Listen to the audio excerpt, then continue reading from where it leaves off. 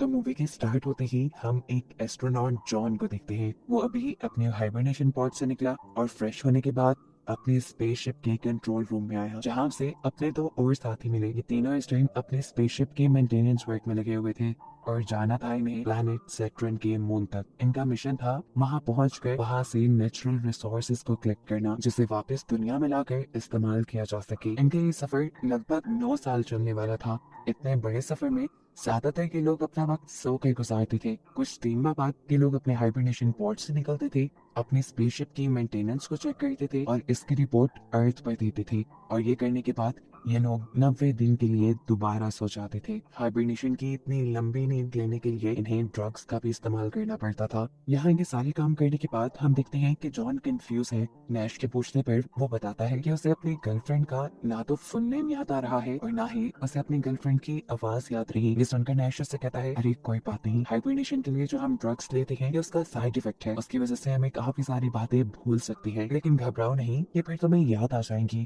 खैर अपने स्पेसशिप के सारे सिस्टम चेक करने के बाद जॉन अर्थ पर रिपोर्ट करता है कि यहाँ पर सब ठीक है। ये लोग स्लिंग शॉट के ऊपर ही है, किन्हीं उस रास्ते के ऊपर ही है जिस पे चलते हुए ये लोग सैटर्न के मून तक पहुंच जाएंगे। अपनी रिपोर्ट देने के बाद इन लोगों को दोबारा सोना था और सोने से पहले जॉन याद करता है कि वो और उसकी गर्लफ्रेंड जोई आखिर पहली मर्तबा मिले कब थी और किस तरह मिले थे। जोई उसकी ऑफिस कलीग और उसकी मिशन ट्रेनर थी। ये सब याद करते हुए आखिर उसे जोई का पूरा नाम भी याद आ जाता है, जिसके बाद वो दोबारा अपने हाइबरनेशन पॉड में सो जाता है। अब ये लोग जब अगली मर्तबा अपने हाइबरनेशन से उठे तो इस टाइम जॉन सबसे पहले उठा था। ज्यादा सोने की वजह से उसे चक्कर भी आ रही थे। अपने आप को स्टेबल करने के लिए वो यही करीब ही बैठ गया। अचानक उनके स्पेसशिप को एक जोरदार झटका लगा और जॉन ने ऊपर देखा तो एक सीलिंग के स्क्रू निकल रहे थे। ऐसे सीलिंग पैनल निकल कर उसके सर पे लग जाता है और वो वहीं बेहोश। उसके दोनों साथी जब हाइबरनेशन से निकलते हैं तो उसे बेहोश पाते हैं। उन्होंने ऊपर सीलिंग का टूटा हुआ पैनल भी देख लिया था। ये सब कैसे हुआ था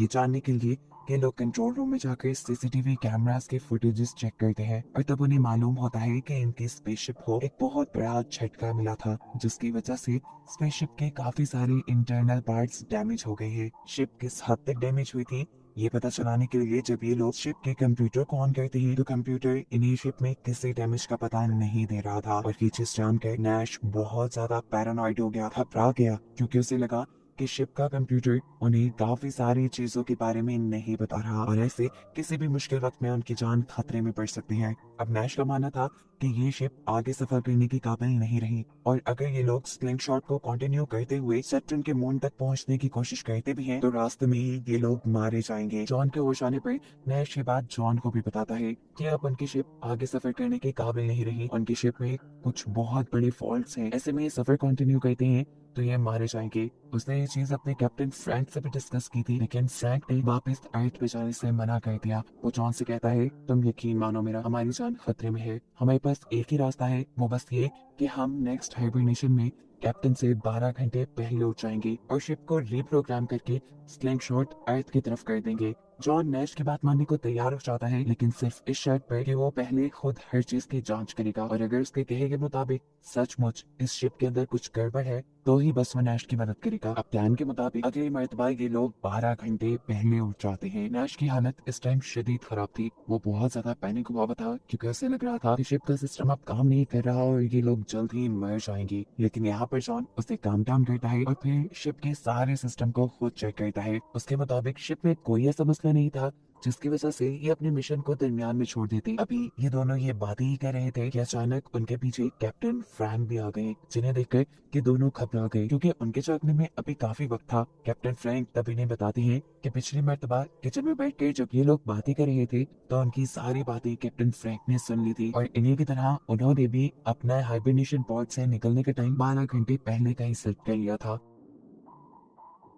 अब फ्रैंक जॉन को बताते हैं कि शिप में ऐसा कोई मसला नहीं है जिसकी वजह से उन्हें ये मिशन अबॉर्ट करना पड़े। जॉन भी उनकी हाँ में हाँ मिलाता है। यहाँ फ्रैंक उससे प्रॉमिस करते हैं अगर मिशन में कोई भी प्रॉब्लम हुई तो मैं खुद इस स्पेसशिप को दोबारा अर्थ की तरफ मोड़ूंगा। वो लोग ये बात कर रहे थे, दूसरी तरफ हम देखते हैं कि नैश की हालत बिगड़ चुकी है। वो पैनिक कर रहा है क्योंकि उसे लग रहा है कि अगर वो लोग अपने मिशन को कंटिन्यू रखते हैं तो जल्द ही वो मर जाएंगे। उन्हें फौरन अर्थ पे वापस चले जाना चाहिए। उसकी ऐसी हालत तो फ्रैंक आकर जबरदस्ती बुरी तरीके से कंट्रोल करता है और जबकि अब थोड़ी देर बाद हम देखते हैं कि जॉन की भी हालत बिगड़ने लगी थी। उसे भी अब ऐसे हेलुसिनेशंस हो रहे थे कि जैसे उसकी गर्लफ्रेंड सोई इस स्पेसशिप में उसके साथ ही हो। हालांकि वो जानता था कि ये सब सच नहीं है। अब वो उस सीलिंग पैनल के नीचे से कुछ रहता है जिसकी वजह से वो पहले बेहोश हुआ था। उस सीलिंग पैनल को उसके एक साथी ने जोड़ दिया था। नैश की बातों को सोचते हुए वो इस सीलिंग पैनल को खोलता है और चेक करने के लिए जाता है कि आखिर खराबी हुई भी थी या नहीं। अंदर जाने पे उसने देखा कि काफी सारी तारें स्पार्क कर रही थी। इससे पहले कि वो कुछ कर पाता,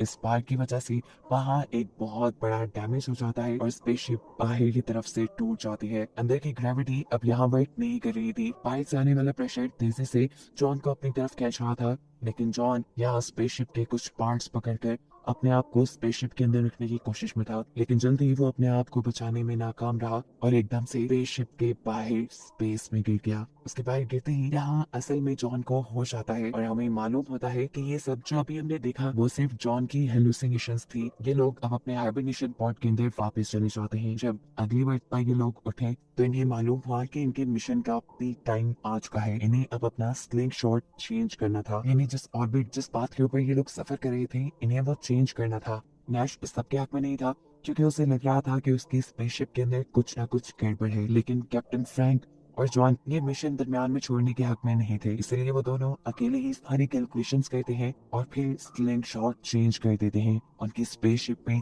एक बहुत बड़ा झटका आता है और स्पेसशिप में बहुत सारे अलार्म बजने लगते हैं। स्पेसशिप का सिस्टम ओवरलोड होने के सिग्नल्स दे रहा था, लेकिन तब ही कैप्टन फ्रैंक ने ये मिशन रोका नहीं और इसे कंटिन्यू रखने के लिए बटन दबा दिया। नैश को लगा बस अब ये लोग मर जाएंगे, लेकिन अगले ही पल इन्हें मालूम हुआ कि ये लोग सेफली अपना स्लिंग शॉट यानी अपना पाथ चेंज कर चुके हैं। ये उनके लिए एक बहुत बड़ी कामयाबी थी जिसे ये लोग यहाँ पर सेलिब्रेट भी करते हैं। आगे कुछ दिनों के लिए इन्हें अपने पाथियों पर नजर रखने के लिए जागते रहना था। अपना माइंड डाइवर्ट करने के लिए जॉन यहाँ पे एक्सरसाइज करता है और अपने आप को ज्यादा से ज्यादा बिजी रखने की कोशिश करता है, लेकिन अब उसकी दिमागी हालत उसे ज्यादा कुछ करने दे नहीं रही थी। उसे हेलुसिनेशंस होने लगे थे, ऐसे जैसे जोई उसके आगे पीछे हो। तब कैप्टन फ्रैंक उसे यकीन दिलाते हैं कि जोई यहाँ स्पेसशिप के अंदर नहीं है। दूसरी तरफ एक खाली जगह के अंदर हम नैश को देखते हैं जिसकी हालत अब बिगड़ती जा रही थी। जॉन के पूछने पर वो बताता है कि अब उसे अपने मॉम डैड के नाम और उनके चेहरे तक भूल गए हैं। और जॉन उससे कहता है तुम जानते तो हो ये हाइबरनेशन ड्रग्स की वजह से है। तब नैश जवाब देता है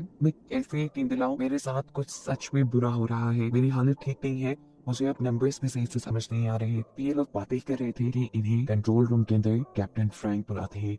वहां पर उनकी कैलकुलेशन में कुछ खराबी आ रही थी, जॉन के स्लिंग शॉट को चेंज कर सकती थी। जॉन और नैश मिलकर यहाँ इन कैलकुलेशंस को ठीक करते हैं और फिर नैश इन्हें बताता है कि इनके सिस्टम का लो लेवल कमांड रिएक्टर खराब हो रहा है और ये सारी प्रॉब्लम्स उसी की वजह से हो रही हैं। ये बात तो अब जॉन भी जान गया था और हालत उसकी भी खराब हो रही थी। कैप्टन फ्रैंक जानते थे कि ये दोनों वापस नेस्ट पे जाने की बात करेंगे, इसीलिए वो यहाँ पर अपनी गन निकाल देते हैं और इन दोनों को ब्लैकमेल करते हुए इनके हाइबरनेशन पॉड में जाने को कहते हैं। जॉन तो उनकी बात मानते हुए हाइबरनेशन पॉड में चला जाता है, लेकिन जाने से पहले उसने देखा कि फ्रैंक नैश को टॉर्चर कर रहा था। फ्रैंक ने नैश के सर के ऊपर एक गन से हमला किया और वो आकर जॉन के हाइबरनेशन पॉड के ऊपर गिरा। इसके बाद क्या हुआ वो जॉन नहीं देख पाया क्योंकि वो सो गया था। अगली मर्तबा जब जॉन हाइबरनेशन पॉड से उठा तो उसे यहाँ कोई नजर नहीं आया। एकदम से उसके पीछे कैप्टन फ्रैंक आ गए, जिनसे उसने नैश के बारे में पूछा तो फ्रैंक ने बताया कि नैश बहुत ज्यादा अनस्टेबल हो गया था, इसलिए मुझे जबरदस्ती उसे हाइबरनेशन पॉड के अंदर कैद करना पड़ा है। ये बात करके जॉन अपने काम पे लग जाता है, यानी अपने शिप के मेंटेनेंस वर्क में लग जाता है, जहाँ बैठकर उसने नोटिस किया कि उसका बाजू अजीब तरीके से नीला पड़ा था। शायद ये उसकी हाइबरनेशन ड्रग्स का असर था। एकदम से उसका बाजू काला होते होते आखिर फट जाता है और अजीब सी एलियन की तरह की शक्ल ले लेता है, जो देखकर जॉन खुद भी डर गया। लेकिन अगले ही लम्हे उसे पता चला कि ये भी सिर्फ उसकी हेलुसिनेशन थी। उसका बाजू बिल्कुल ठीक था। अब जॉन को बार बार पहले की तरह ही जोए के भी हेलुसिनेशंस आ रहे थे। वो जोए से बहुत प्यार करता था,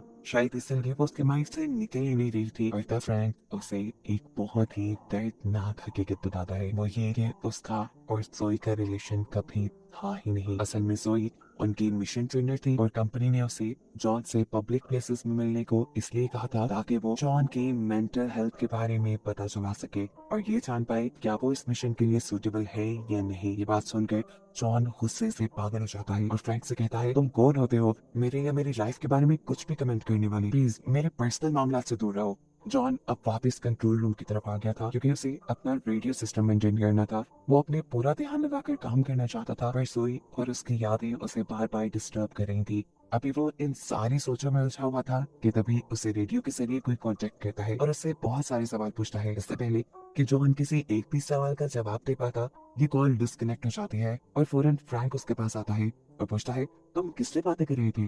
जॉन यहाँ कुछ नहीं बोलता और तब फ्रैंक उसे कहता है, चलो अच्छा, अब तुम्हारा दोबारा हाइबरनेशन साइकिल में जाने का टाइम हो गया है। जॉन अभी दोबारा हाइबरनेशन में नहीं जाना चाहता था, लेकिन वो ये भी जानता था कि कैप्टन फ्रैंक अपनी बात मनवाने के लिए किस हद तक जा सकते हैं। इसीलिए वो फ्रैंक को कंट्रोल रूम के अंदर ही बंद कर देता है और उससे कहता है, मैं तभी हाइबरनेशन पॉड में जाऊंगा जब तुम मुझे नैश से मिलवाओगे। तब फ्रैंक कहता है, पागल हो गई हो, मैं उसके हाइबरनेशन साइकिल को डिस्टर्ब नहीं कर सकता, ऐसे में कुछ भी गलत होने का खतरा है। तो मेरी बात मानो, अभी तुम जाकर सो जाओ, अगली मर्तबा जब तुम उठोगे तो मैं तुम्हें उससे मिलवा दूंगा। अभी हम दोनों के लिए यही बेहतर है कि जब तक हम सैटर्न के मून तक ना पहुंच जाए उसे ना ही जगाया जाए। यहाँ बातों में भला फुसला कर फ्रैंक जॉन से अपना दरवाजा खुलवा लेता है और फिर फौरन ही उसके ऊपर गन पॉइंट करके उसे जबरदस्ती हाइबरनेशन पॉड में जाने को कहता है। जॉन ने देखा था कि किस तरह जब नैश ने उसकी बात नहीं मानी थी तो फ्रैंक ने उसके ऊपर हमला कर दिया था। अब पहले से ही अपने आप को बचाने के लिए वो यहाँ फ्रैंक से ही लड़ने लग जाता है, उसके हाथ से उसका वेपन लेने के लिए। इन दोनों के दरमियान में अच्छी खासी लड़ाई शुरू हो जाती है और ये गन लेने के चक्कर में जॉन फ्रैंक का नाक तक तोड़ देता है,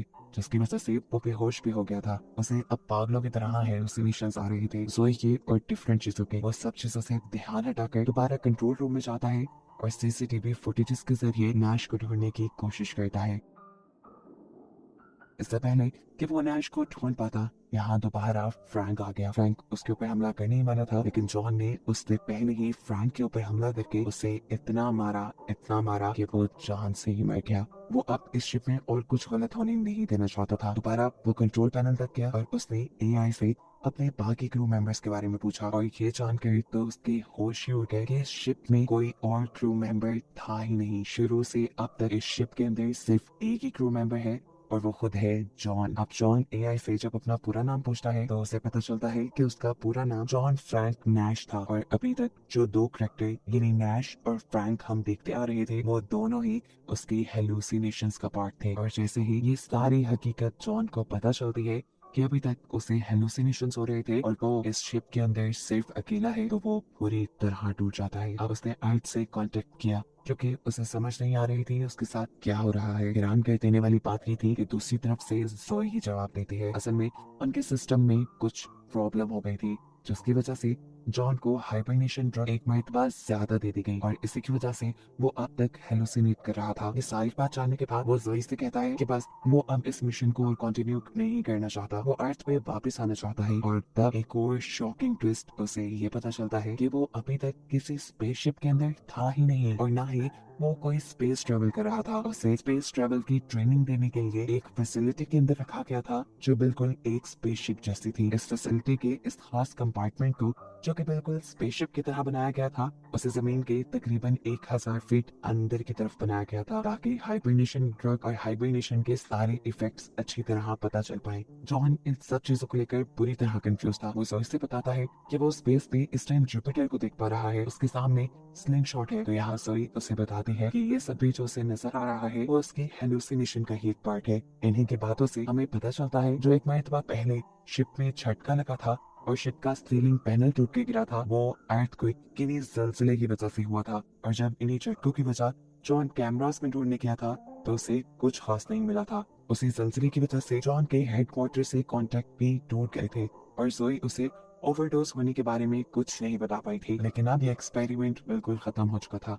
अब जोई से कहती है, तुम आराम से इस फैसिलिटी से बाहर आ सकते हो। एयरलॉक की तरफ जो दरवाजा है तुम्हें वो इस फैसिलिटी से बाहर ले आएगा। जोई के कहने के मुताबिक अब वो भी दरवाजा खोल के जैसे ही बाहर जाने लगता है तो एक और मरतबा फ्रैंक उसके सामने आ गया। फ्रैंक ने उसे बाहर जाने से मना किया, उसे वार्न किया कि बाहर मत जाओ, लेकिन जॉन को लगा कि शायद वो अभी भी हेलुसिनेट कर रहा है, इसीलिए वो बाहर आ गया। बाहर एक टूटी बिखरी सी जगह थी, उसके इर्द गिर्द एक मैकेनिकल सिस्टम बना हुआ था और रेडियो से जोनी से कह रही थी, तुम हमारे ऊपर बिलीव रखो, तुम्हें यहाँ से बाहर निकाल दिया जाएगा। इससे पहले कि वो आगे बढ़ जाता उसके सामने एक बंद दरवाजा आ जाता है और इस टाइम उसे रियलाइज होता है कि अभी जो सब उसने सुना और देखा वो उसकी हेलुसिनेशन थी, वो सच में एक स्पेस मिशन के अंदर स्पेस में ही था अभी तक। और बस यही बताते हुए ये कहानी यहाँ खत्म हो जाती है।